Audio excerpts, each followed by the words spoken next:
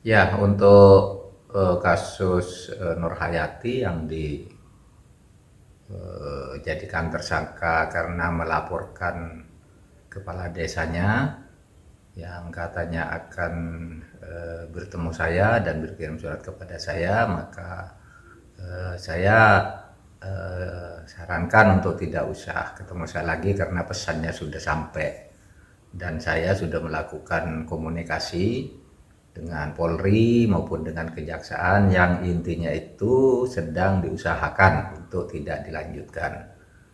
Bahkan saya bicara dengan Bareskrim bahwa itu insya Allah akan secepatnya dilakukan.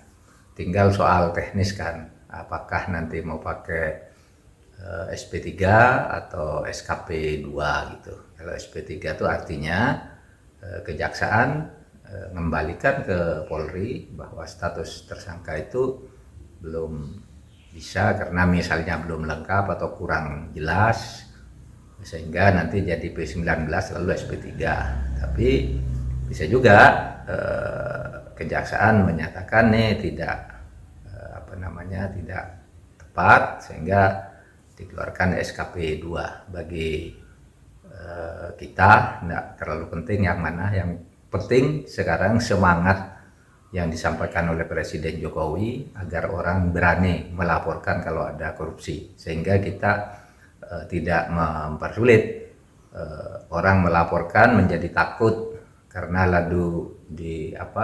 karena terlambat lalu dianggap membiarkan, ikut serta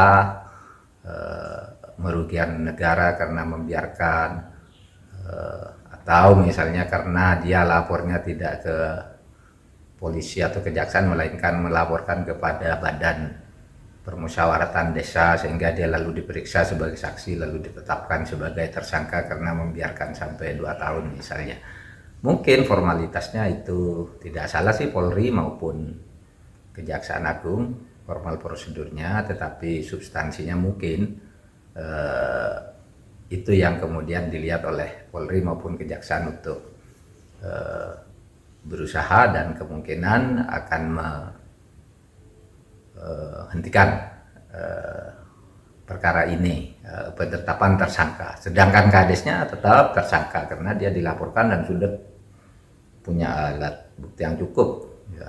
Tapi Nur Hayati, insya Allah saya sudah komunikasi dengan kedua institusi agar segera ditarikan jalan keluar, agar orang berani melapor sesuai dengan anjuran Presiden kepada seluruh masyarakat untuk berani melaporkan kalau ada yang diduga melakukan korupsi dan cukup bukti.